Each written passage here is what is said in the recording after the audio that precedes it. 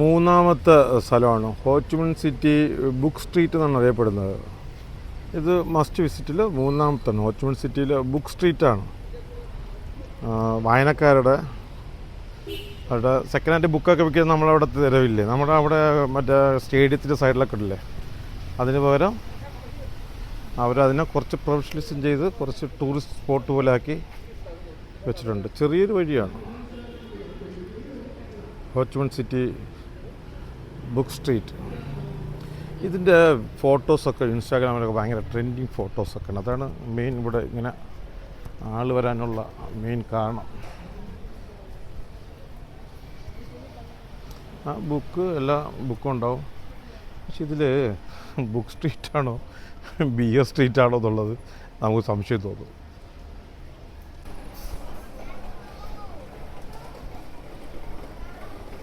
ഇവിടെയൊക്കെ നല്ല രസമാണ്. ഈ രണ്ട് സ്റ്റാൻഡിൽ ഒരു ബുക്കൊക്കെ അടുക്കി വെച്ചിട്ട്, ഇത് മഴയാണ്ട് എല്ലായിടത്തും മാറ്റിയതാണ്. ഹോച്ചിമിൻ സിറ്റിയിലെ മൂന്നാമത്തെ മസ്റ്റ് വിസിറ്റ് വരുന്നതാണ്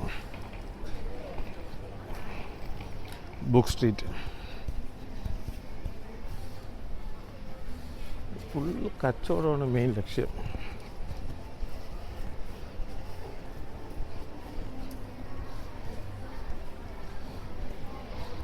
ബുക്ക് സ്റ്റോറിൽ നിന്നൊരു സീലുണ്ട്. ആ സീലെടുത്ത് നമുക്ക് ദേഹത്തൊക്കെ അടിക്കാം. അവർ പിന്നെ ഓരോ പേപ്പറിലൊക്കെ ചെയ്ത് സുവനീർ കണക്ക് പ്രിൻ്റ് ചെയ്ത് പോകലാണ്. ഇതൊക്കെ ഭയങ്കര സംഭവമായിട്ടങ്ങ് ചെയ്യും അവർ. ആൾക്കാരൊന്നും തുടങ്ങി. ഒന്ന് മഴ ഒന്ന് മാറിയപ്പോൾ എല്ലാവരും പുറത്തിറങ്ങി തുടങ്ങി.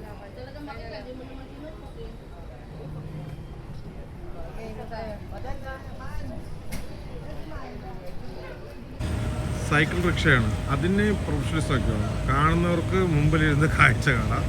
ചവിട്ടുന്നവൻ ബാക്കിൽ ചവിട്ടും. നമ്മളെപ്പോലെ ഫ്രണ്ടിൽ ചവിട്ടിയിട്ട് ബാക്കിൽ ഇരിക്കാതെ കാഴ്ച കാണുന്നവർക്ക് ഇരുന്ന് കാണാം. Win taxi. റോഡിൻ്റെയൊക്കെ വൃത്തി ഗംഭീരമാണ് കേട്ടോ. Win taxi.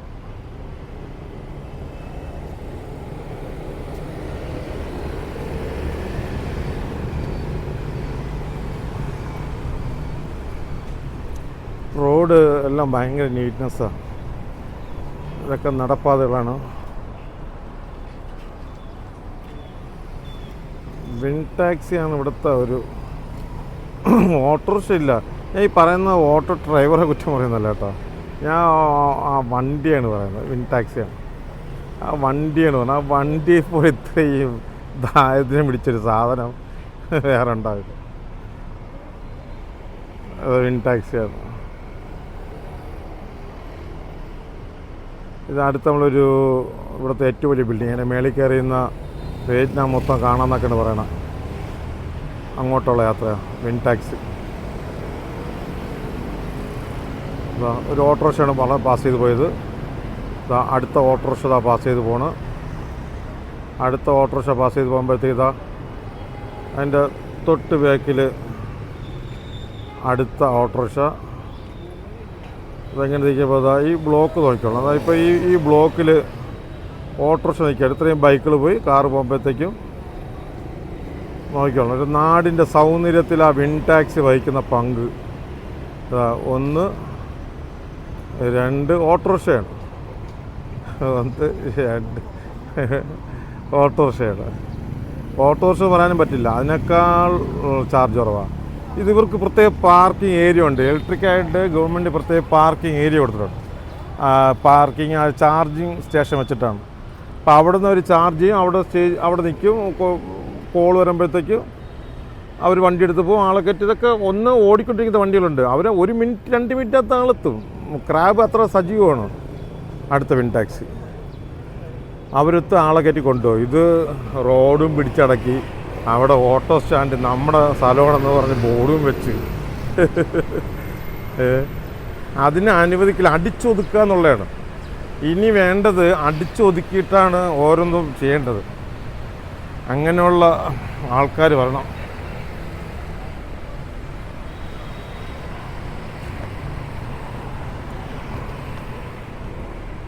ഇത് നമ്മുടെ അവിടുത്തെ പോലെ മറ്റേ റിലയൻസിൻ്റെ ഒക്കെ ഷോപ്പ് പോലത്തെ ഭയങ്കര വില കുറവാണ്.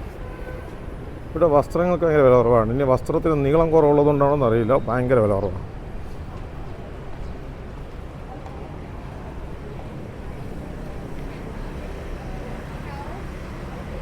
ഒറ്റ പോസ്റ്റർ കാണില്ല, ഒരിടത്ത് പോസ്റ്ററോ ഒന്നും ഉണ്ടാവില്ല. പോസ്റ്ററോ കമ്മ്യൂണിസ്റ്റ് പാർട്ടി ഭരിക്കുന്ന നാടാ. ഇത് പാർട്ടിയല്ല വിഷയം. പാർട്ടിയോ നേതാക്കന്മാരോ മുകൾ തട്ടിക്കുന്ന നേതാക്കന്മാരോ അല്ല പ്രശ്നം. താഴെത്തട്ടിൽ പഞ്ചായത്ത് വൈസിൽ വരുന്ന നേതാക്കന്മാരുണ്ട്. അവർ വിചാരിക്കുന്നത് അവരാണ് ഈ പഞ്ചായത്തിനെ താങ്ങി നിർത്തുന്നതാണ്. അവരുടെ കൈകളിലാണ് പഞ്ചായത്ത് നിൽക്കുന്നതെന്നുള്ള കാഴ്ചപ്പാടാണ്. അവരാണ് ഏറ്റവും കുഴപ്പക്കാർ. ആ പഞ്ചായത്ത് വിട്ട് പോവുകയില്ല. അവിടെ തന്നെയാണ് അവരുടെ ജനനവും മരണവും. ആ പഞ്ചായത്തിന് ഒന്നും അവർ കണ്ട പഞ്ചായത്ത്, എൻ്റെ കുട്ടിക്കാലത്ത് കണ്ട പഞ്ചായത്ത്, അത് ഇന്നും എന്നുള്ളതാണ് അവരുടെ കൺസെപ്റ്റ്. ഇതൊക്കെ പെൺകുട്ടികളാണ്. പെൺകുട്ടികൾ ഇവിടെ ഭയങ്കര വരുമാനം സമ്പാദിക്കുന്ന ആൾക്കാരാണ്. ഇത് ആൾക്കാർ ഒത്തുകൂടുന്ന സ്ഥലമാണ്. നമ്മൾ ബീച്ച് പോലെ അപ്പർ സൈഡിൽ ബീച്ചാണ്. ഇത് ഇവരുടെ മെയിൻ വാച്ച്മാൻ പുള്ളിയുടെ സ്റ്റാച്ചു ആണ് വാച്ച്മാൻ്റെ. അത് ഒരു ഏരിയയാണ്. ഈവനിങ് എല്ലാവരും ഒത്തുകൂടുന്നതും ഇപ്പോൾ ടൂറിസ്റ്റ് ഒരുപാട് വരുന്നുണ്ട്. ഈ സ്ഥലത്തിൻ്റെ രണ്ട് സൈഡ് നോക്കിയോളൂ. ടൂറിസ്റ്റ് എന്നാണ്. ടൂറിസ്റ്റ് അവിടെ ഇരുന്ന് ബീറ കുടിച്ച് ഇവിടെ നോക്കിക്കൊണ്ടിരിക്കും. നാട്ടുകാരുണ്ട്, ടൂറിസ്റ്റുണ്ട്.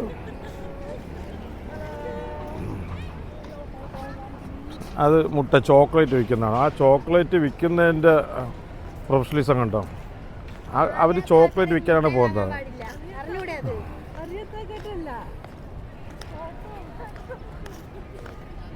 അത് ആ ചോക്ലേറ്റ് വിൽക്കുന്നതിന് ആ കുട്ടിക്ക് നോക്കിയാണ് ആ ചോക്ലേറ്റ് വിൽക്കാൻ വേണ്ടി. ഈ ഏരിയ ആ ചോക്ലേറ്റ് വിൽക്കുന്ന അവർ വരെ കളറാക്കുകയാണ്. നമ്മുടെ അവിടെ ആണെങ്കിൽ ഈ സൈഡിൽ മൊത്തം മാങ്ങ ഉപ്പിലിട്ടത്, നെല്ലിക്ക ഉപ്പിലിട്ടത്, അത് ഏറ്റവും മോശമായ രീതിയിൽ ഒരു വണ്ടി ആദ്യം ഗുഡ് ഐസത്തിൽ പിടിച്ചെടുക്കുക. എന്നിട്ട് അത് ദിവസം വാടകയ്ക്ക് ബംഗാളികൾ കൊടുക്കുക. ബംഗാളികളാണ് അത് നടത്തുന്നത്. മറ്റവൻ നോക്കുകൂലി വാങ്ങുക. ഇപ്പം സൈഡിൽ കാടമുട്ട, ഉള്ളിവട, ഇത് ആരാണ് ഇവരുടെ ചോദിച്ചത്? ഇവർ കഴിക്കുന്നത് നമുക്ക് വേറെ നിർവാഹമില്ലാത്തതുകൊണ്ട് കഴിക്കുകയാണ്. ഞാൻ നിർവാഹമില്ലാത്തതുകൊണ്ടാണ് ബീച്ച് പോകുമ്പോൾ ഇതൊക്കെ കഴിക്കുന്നത്. ഇത് ടൂറിസ്റ്റുകളുടെ must visit പ്ലേസാണ്.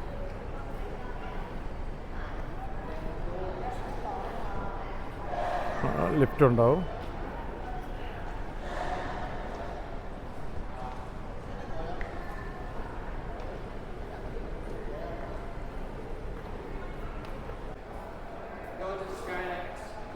Yes. 2 for 8,000 for 1 ticket. Yes. 3 tickets.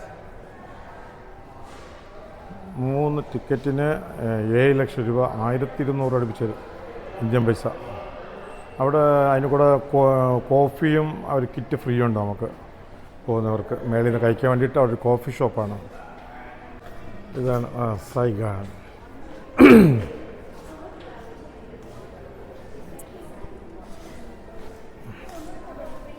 ഒരു ഫോട്ടോ ഒക്കെ എടുത്ത് തരും, ഫ്രീ ആണ്. ആ ടിക്കറ്റിനോട് കൂടെ ഉള്ളതാണ്. ഇതൊക്കെ ഇവിടെ ഒരു സെറ്റപ്പ് മൊത്തം ഒരു ഫ്ലൈറ്റിൽ കയറുന്ന അതേ സെറ്റപ്പിലാണ്. ഇവിടെയൊക്കെ ഒരു പ്രൊഫഷണലിസം ഭയങ്കര. സ്കൈ ഡിസ്ക് പോകാണ്ട് ആ ടിക്കറ്റ് നോക്കുന്നു, അതിനെ സ്കാൻ ചെയ്യുന്നു, അതിന് എയർപോർട്ടിൽ നമ്മൾ ചെക്ക് ഇൻ ചെയ്ത കണക്ക് സ്കാൻ ചെയ്യുന്നു, നമ്മളെ നേരെ വിളിച്ചിട്ട് പോവും.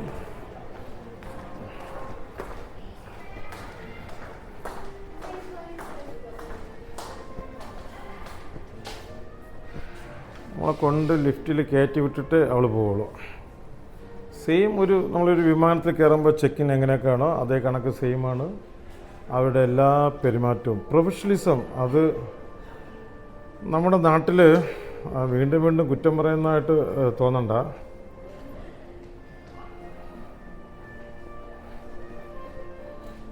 അങ്ങറ്റം അവർ കൊണ്ടുവന്ന് നേരെ ഉള്ളിൽ കയറ്റി നമ്മളെ സ്കൈ ഡിസ്കിലോട്ട് അതുവരെ ആ കുട്ടി ഓരോ കസ്റ്റമറെ കൊണ്ട് ഇട്ടിട്ട് അടുത്ത കസ്റ്റമറെ കൊണ്ടുവന്ന്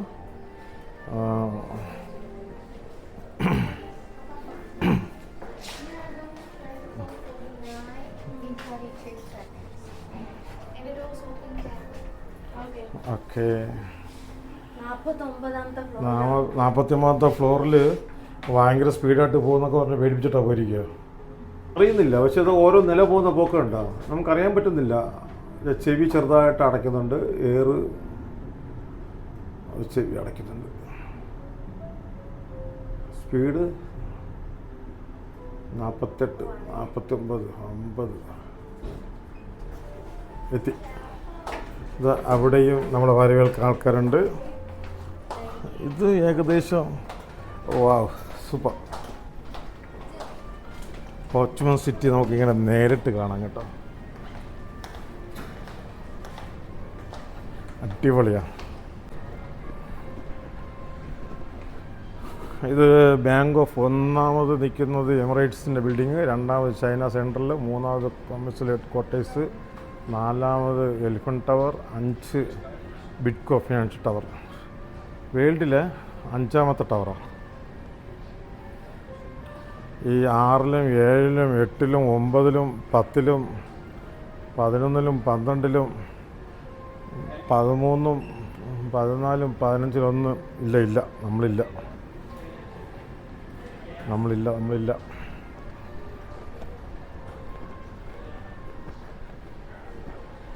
ഇങ്ങനെയൊക്കെ നിന്ന് ആ രാജ്യങ്ങൾ ഓരോരുത്തർ നോക്കുമ്പോൾ അതിലൊരു ഫോട്ടോ വെച്ചിട്ട് അതിൽ അവസാനത്തെ 22ാമത്തെ ബിൽഡിംഗ് ഇന്ത്യയുടെ ആണെന്നുള്ള കാണിച്ച എന്ത് ആത്മാഭിമാനം ഉണ്ടോ നോക്കൂടെ നിൽക്കുമ്പോൾ. കാണിച്ചാൽ ആഗ്രഹം പറഞ്ഞതാ, ഒട്ടതല്ല. ഇന്ത്യയുടെ കാണിച്ചാലത് ആഗ്രഹം പറഞ്ഞതാ. ഇത് നിങ്ങൾ നിർബന്ധമായിട്ട് പറഞ്ഞോ കേട്ടോ. അതിൻ്റെ മേളിൽ നിന്ന് നോക്കുമ്പോഴത്തേക്ക് സൂപ്പറാ, അടിപൊളിയാണ്. ഹോച്ച്മൻ സിറ്റി നമുക്ക് മുഴുവനായിട്ട് കാണാം. ഇവിടുന്ന് എന്തൊക്കെ ആക്ടിവിറ്റീസ് ഉണ്ട്. ഇവിടുന്ന് ഒരു ഇതിൽ കൂടെ നമുക്ക് പുറത്ത് നോക്കട്ടെ. കയറിക്കോ. അവിടെ നിന്ന് കാണാൻ കറക്റ്റാ. താഴെ നിന്ന് എനിക്ക് എത്തില്ല. കയറിക്കോ.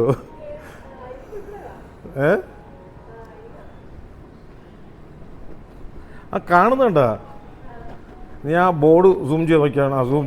ആ സിംഗിൾ ബോർഡ് സൂം ചെയ്താണ്. സൂം എന്ന് വെച്ചാൽ നീ അതുവഴി നോക്കിയാൽ മതി. താഴെ നോക്കിയാൽ 2 കണ്ണു വെച്ച് നോക്ക്. ആൾക്കാരെ കാണുന്നുണ്ടാ?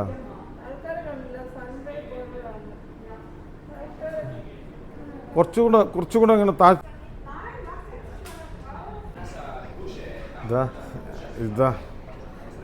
ഇതാ കണ്ടോളി.